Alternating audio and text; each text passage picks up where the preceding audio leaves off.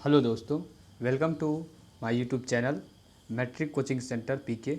इसमें हम लोग बात करने वाले हैं मंदाकिनी वर्णम और ये हमारा 10वां पाठ है और 10वां लेक्चर है। इससे पहले हम लोग स्वामी दयानंद वाले में अच्छी प्रकार से उसको कवर किया है और ऑब्जेक्टिव भी निकाला है।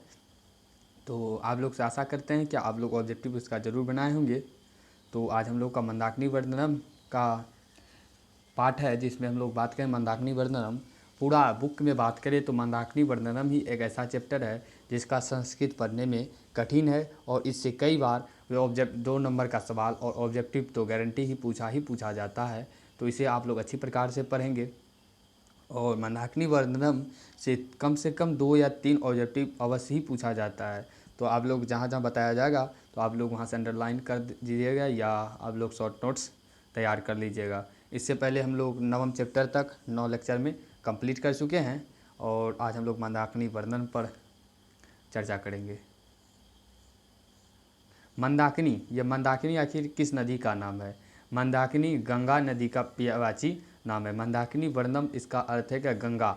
मंदाकिनी जो है इसका पर्यायवाची है गंगा का दूसरा नाम मंदाकिनी ही है, जिसके बारे में यहाँ अर्थात गंगा का वर्णन है और जिसको इस पाठ में मंदाकिनी कहा गया है, यानी कि मंदाकिनी का वर्णम अर्थात गंगा का वर्णन। मंदाकिनी का वर्णन के बारे में पढ़ने से पहले इसमें कुछ परिचय दिया गया है जिसे हम लोगों को अच्छी प्रकार से पढ़ना है और इससे भी कई बार सवाल पूछा जा चुका है बिहार बोर्ड में। तो आप लोग अच्छी प्रकार से इसे बनाएंगे, ऑब्जेक्टिव जो बताया जाएगा। तो स्टार्ट करते हैं। प्रस्तुत पाठ वाल्मीकि रामायण अयोध्या कांड से पंचनवति तमात् सर्गात् संकलित वनवास प्रसंगे राम सीताया लक्ष्मणेन च सह चित्रकूटं प्राप्नोति तत्र स्थिता मंदाकिनी नदी वर्णयं सीता संबोधयति। इयं नदी प्रकृति के रूपे पदाने समृता चित हरति। अस्या वर्णनं कालिदासो रघुवंश काव्ये त्रयोदश सर्गे करोति। अनुच्छंद श्री महर्षि वाल्मीकि मंदाकिनी वर्ण प्रकृति यथा चित्रण करोति। देखिए, आप लोगों को ये संस्कृत देख के घबराना नहीं है। हम पहले ही बता चुके हैं कि आप लोगों को संस्कृत देखकर घबराना नहीं है, क्योंकि वहाँ अगर आप संस्कृत पढ़ने नहीं भी जानते हैं, अगर इस मंदाकिनी वर्णन को हिंदी में अच्छी प्रकार से समझ लिए हैं, इसमें क्या क्या कहा गया है, किस प्रकार से सीता को भगवान राम संबोधित किए हैं, ये सब अगर आप लोग अच्छी प्रकार से समझ लेते हैं तो क्योंकि वहाँ क्वेश्चन जो आप लोगों को दिया जाएगा वो हिंदी में लिख के दिया जाएगा। मंदाकिनी वर्णन पाठ में लेखक कौन है, कहाँ से लिया गया, ऐसे पूछा जाएगा, ना कि आप लोगों को संस्कृत पूछा जाएगा। आप लोगों को हिंदी में सवाल लिख के ऑब्जेक्टिव पूछा जाएगा। इसलिए जो हम इसका भी हिंदी मीनिंग बताएंगे उसे आप लोगों को अच्छी प्रकार से सुनना है एवं नोट डाउन करना है। तो कह रहा है प्रस्तुत पाठ में वाल्मीकि रामायण के अयोध्या कांड का 95वें सर्ग से संकलित है। तो इसे आप लोग नोट डाउन करेंगे। मंदाकिनी वर्णनम जो पाठ है वह वाल्मीकि के रामायण, किसका रामायण है? तो वाल्मीकि के रामायण के अयोध्या कांड के 95वें सर्ग से संकलित है। तो आप लोग इसे शॉर्ट नोट्स करेंगे। क्या मंदाकिनी वर्णनम कहाँ से लिया गया है? तो लिखना है आप लोगों को मंदाकिनी वर्णनम जो लिया गया है वाल्मीकि नारायण के अयोध्या कांड से 95वें सर्ग से लिया गया है। तो नेक्स्ट है हम लोगों का यह ऑब्जेक्टिव कई बार पूछा गया है कि अब मंदाकिनी वर्णनम पाठ कहाँ से लिया गया है। तो आप लोग इसे टिक आउट करेंगे, वाल्मीकि नारायण अयोध्या कांड के 95वें सर्ग से लिया गया है। उसके बाद नेक्स्ट है वन प्रसंगे राम सीता लक्ष्मणेन च सह चित्रकूटं प्राप्नोति। कह रहा है वनवास के क्रम में राम और सीता लक्ष्मण के साथ चित्रकूट पहुँचे थे। ये जो नदी है, यहाँ पर मंदाकिनी वर्णन जो बात करते हैं वहाँ जो चित्रकूट है, चित्रकूट पर्वत है, तो बता रहे हैं कि वनवास जब भगवान राम सीता और लक्ष्मण जी गए थे तो वनवास के क्रम में राम और सीता और लक्ष्मण भी यहाँ इस चित्रकूट पर पहुँचे थे। चित्रकूट स्थित मंदाकिनी नदी का वर्णन करते हुए राम सीता को संबोधित करते हैं। तो कई बार पूछा गया है किस जगह मंदाकिनी नदी का वर्णन करते हुए राम सीता को संबोधित करता है। तो चित्रकूट के समीप बैठकर राम सीता को संबोधित करते हैं और मंदाकिनी नदी का वर्णन करते हैं। ये नदी जो है प्राकृतिक उपादानों से युक्त होकर अपने सौंदर्य से चित्त को हरण करती है। इसका वर्णन कवि कालिदास ने भी रघुवंश महाकाव्य के त्रयोदश सर्ग में किया गया है। तो यहाँ हम लोग एक ऑब्जेक्टिव बन रहा है। तो ऑब्जेक्टिव हम लोगों का क्या है, अस्य वर्णन कालिदासो रघुवंश काव्य कृति। इसका कहने का अर्थ है ये जो मंदाकिनी वर्णनम जो चैप्टर है इसका वर्णन कवि कालिदास ने भी, तो पूछा जाएगा कवि कालिदास कौन से काव्य में मंदाकिनी वर्णन किया है, तो रघुवंश काव्य में कालिदास जी मंदाकिनी का वर्णन करते हैं। और कितने सर्ग में करते हैं, तो त्रयोदश सर्ग में करते हैं, त्रयोदश सर्ग में करते हैं। तो इसे आप लोग नोट डाउन कर लेंगे। नेक्स्ट हम लोगों का है महर्षि वाल्मीकि अनुष्टुप्य छंदों में मंदाकिनी वर्णन का प्रकृति का यथार्थ चित्रण करता है। जो ये मेरा महर्षि जी हैं वह किस छंद में मंदाकिनी वर्णन प्रकृति का यथार्थ चित्रण करता है, तो अनुष्टुप छंदों में महर्षि वाल्मीकि मंदाकिनी वर्णन का प्रकृति का यथार्थ चित्रण करता है। तो अब हम लोगों का है श्लोक, जिसके माध्यम से हम लोग पढ़ेंगे अब। और श्लोक कम से कम इसमें 10-12 श्लोक है, तो सब श्लोक हम लोगों को हिंदी भी समझ लेना। हाँ, 10-12 श्लोक है, अच्छी प्रकार से इसको हम लोगों को देखना होगा और समझना होगा।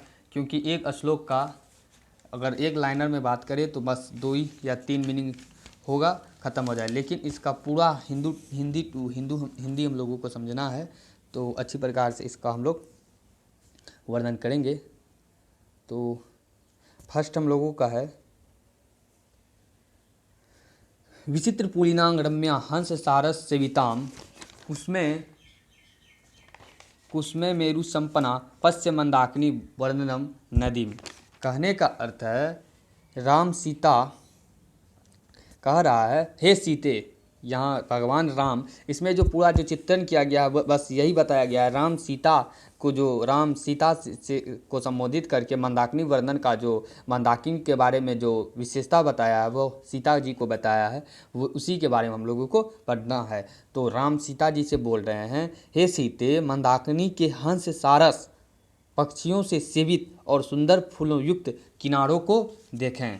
किससे कह रहे हैं, तो सीता मैया से कह रहे हैं। क्या कह रहे हैं कि हे सीते, मंदाकिनी के हंस सारस पक्षी और से सेवित और सुंदर फूलों से युक्त किनारों को देखें। ये जो कह रहे हैं वह वनवास के काल में श्री राम पत्नी सीता तथा भाई लक्ष्मण के साथ जब चित्रकूट जाते हैं तब वह कहते हैं। और उसमें वर्णन इसका पूरा अगर संपूर्ण सार के बात करें तो इसका कहने का अर्थ है वहाँ कल कल छल छल करती मंदाकिनी नदी की निर्मल जलधारा में खिले फूल तथा कीड़ा करते हंस सारस को देखकर प्रसन्न हो उठते हैं। श्री राम सीता का ध्यान उस ओर आकृष्ट करते हुए कहते हैं कि हे सीते, रंग बिरंगे तटों वाली मंदाकिनी नदी को देखो, इसमें खिले फूल तथा जल विहार करते हंस सारस पक्षियों को देखकर मन में आनंद रस का संचार होने लगा। तात्पर्य यह है कि चित्रकूट प्राकृतिक उपादानों से इतना संपन्न था कि राम भी वहाँ के सौंदर्य से आकर्षित हुए और बिना नहीं रह सके। तो अब हम लोगों का सेकंड है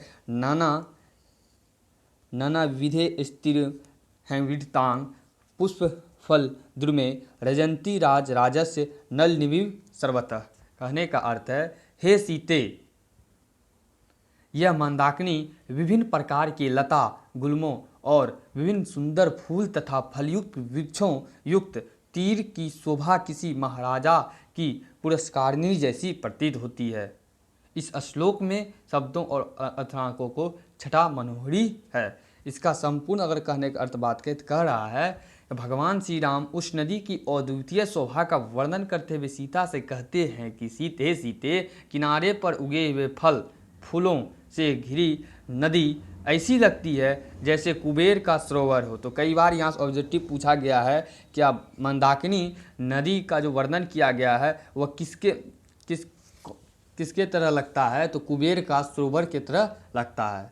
नेक्स्ट है तात्पर्य यह है कि जिस प्रकार कुबेर अपना सरोवर की सुंदरता के लिए चारों ओर पेड़ पौधा लगवा देते हैं, उसी प्रकार प्रकृति ने मंदाकिनी नदी की शोभा बढ़ाने के लिए इसके किनारों पर फल फूलों की वृक्षों से सजा दी है। अर्थात मंदाकिनी कुबेर के सरोवर सा प्रतीत हो रहा है। तो आप लोगों को यहाँ से ऑब्जेक्टिव निकालना है, लिखना है इससे क्या मंदाकिनी कैसा प्रतीत होता है। तो मंदाकिनी कुबेर का सरोवर जैसा प्रतीत होता है। मंदाकिनी जो है वह कुबेर का सरोवर जैसा प्रतीत होता है। तो आप लोगों को ये लिखना है मंदाकिनी जो है वह कुबेर का सरोवर जैसा प्रतीत होता है। उसके बाद हम लोग तीसरा श्लोक है, मृगयुथ निपितानि कलुषाभाषी सांप्रतम तीर्थानि रमणीयम रति सज्जयंती में। कहने का अर्थ है पशु समूहों के द्वारा जिसके जल पीकर गंदा भी कर दिया गया है, फिर भी उनकी तृप्ति के लिए सदा जलापन के लिए तत्पर यहाँ नदी ऐसे तीर्थों के लिए मेरा मन श्रद्धा उत्पन्न करती है। यहाँ जो भगवान श्री राम सीता जी से कर रहे हैं, पशु समूहों के द्वारा जो जल पीकर गंदा कर दिया गया है नदी को, तब पर भी यहाँ तृप्ति के लिए सदा जलार्पण किया जाता है। तो ऐसे तीर्थ के लिए मेरा मन श्रद्धा उत्पन्न करता है। अब हम लोग नेक्स्ट श्लोक को पढ़ते हैं। चौथा श्लोक में कहा गया है, जटा निधाड़ा काले वल्को उत्तर वासस ऋषियस अस्तव वगाहन्ते नदीं मंदाकिनी प्रिय। कहने का अर्थ है हे सीते, काले जटा जिन धरा के बारे में इसमें वर्णन किया है। कह रहा है जटा और मृग चर्म धारण करने वाले तथा वृक्ष की छाल को वस्त्र के रूप में धारण करने वाले तपस्वी लोग भी समय पर आकर निर्मल नदी मंदाकिनी में स्नान करते हैं। प्रिय सीते, इस नदी का महत्व ही ऐसा है। तो यहाँ कह रहे हैं भगवान श्री राम सीता जी से, क्या जटा मृग चर्म धारण करने वाले वृक्ष छाल को वस्त्र के रूप में धारण करने वाले तपस्वी लोग। तो कई बार पूछा गया है एग्जाम में, क्या मृगचम धारण करने वाला या वृक्ष की छाल धारण करने वाला कौन से लोग मंदाकिनी में स्नान करते हैं। तो तपस्वी लोग मंदाकिनी में स्नान करते हैं। अब हम लोगों का श्लोक है पांचवा श्लोक। पांचवा श्लोक में है, ऋषियस अस्तवागन्ते नदी मंदाकिनी प्रिय अदित मुफ तिष्ठन्ते नेमा दुर्बाह। कहने का अर्थ है हे विशाल नेत्रों वाली सीता। तो यहाँ पूछा गया विशाल नेत्रों वाली से विशाल नेत्र वाली किसे कहा गया है मंदाकिनी पाठ में। तो सीता जी को कहते हैं भगवान श्री राम, हे विशाल नेत्रों वाली सीते देखो, इसके बाद व्रतों में संलग्न ऋषि मुनि इस पवित्र नदी में स्नान करके भगवान भास्कर यानी कि भगवान सूर्यदेव को अपने हाथों को उठाकर जलार्पण और नमस्कार कर रहे हैं। तो कई बार एग्जाम में पूछा गया है जो मंदाकिनी वर्णन चैप्टर में कौन लोग भगवान भास्कर को हाथ उठाकर जलार्पण या जल चढ़ा रहे हैं। तो हमारा आंसर होगा वहाँ ऋषि मुनि, ना कि साधु संत। तो आप लोगों को ऑब्जेक्टिव वहाँ दे सकता साधु संत ऋषि मुनि, तो आप लोगों को ऋषि मुनि में सही मारना है। अब हम लोगों का नेक्स्ट श्लोक है जिसमें हम लोग बात करेंगे। नेक्स्ट श्लोक में है,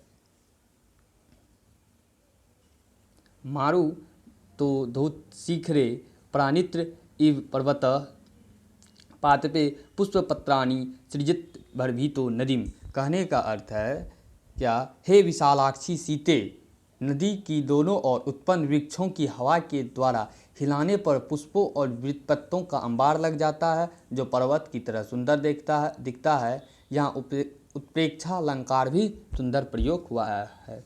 कह रहा है यहाँ की जो नदी है, यहाँ की नदी में जो यहाँ पर पेड़ पौधे लगे हैं उनके द्वारा हवा के झोंकों से जो इस पर फूल गिरते हैं वह बहुत ही सुंदर दिखता है। नेक्स्ट हम लोगों का श्लोक है। नेक्स्ट श्लोक में कह रहा है, क्वचिन मणि निका शोदांग कवचित पुली नाशांग शालिनीम क्वाचित सिद्ध जनाकीर्णांग पश्य मंदाकिनी नदीम।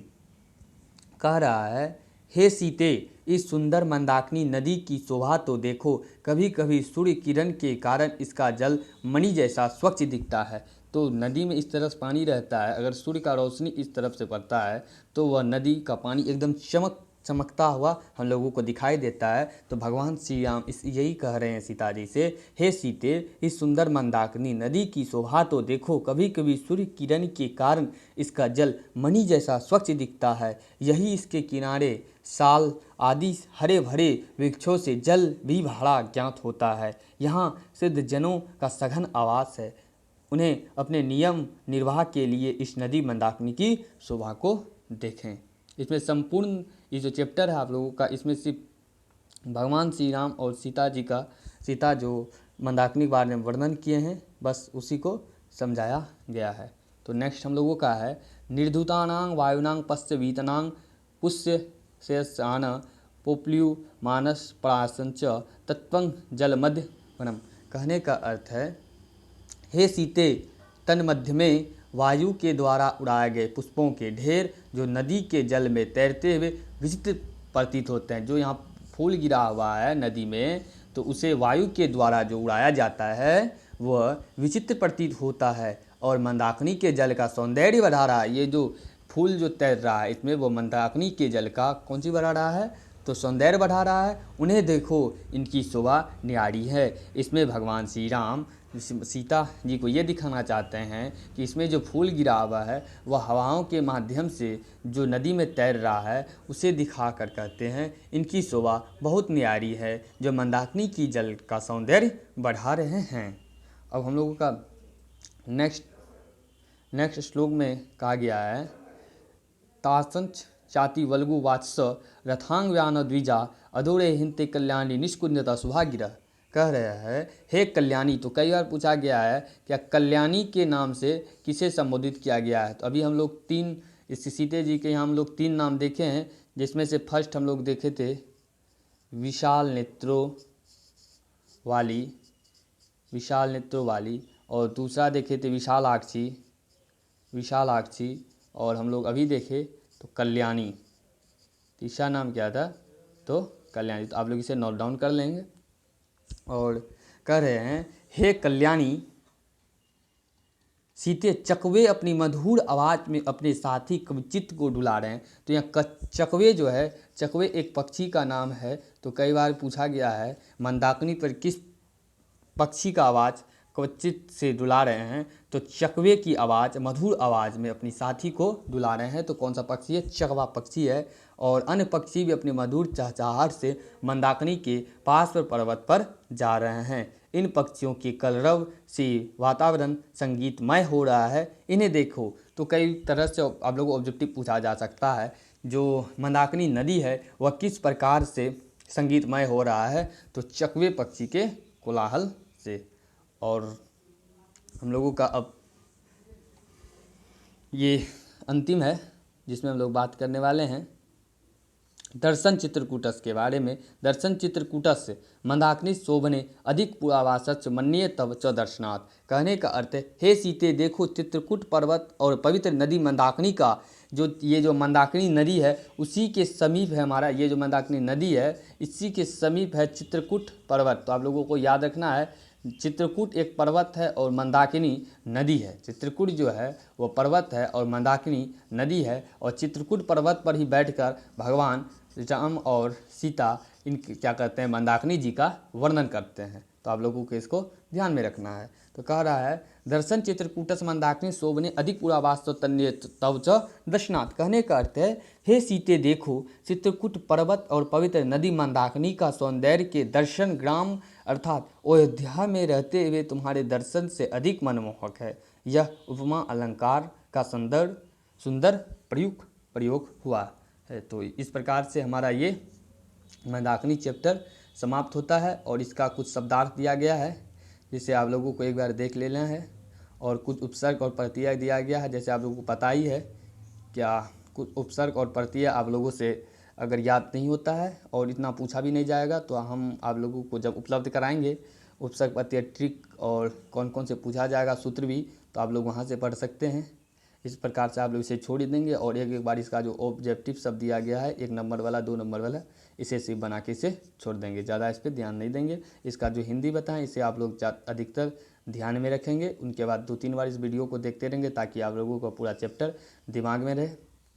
और जब हम उपलब्ध कराएंगे आप लोगों को व्याकरण, तो आप लोगों को वहाँ से याद करके रखें। जो इस चैनल पर हमारे नए हैं उसको हम बता दें, क्या आप लोग अगर हमारे चैनल पर नए हैं तो चैनल को सब्सक्राइब कर दें और वीडियो को लाइक कर दें, ताकि हर एक आने वाली वीडियो आप लोगों तक पहुंच सके। तो thank you all of you, thanks for watching.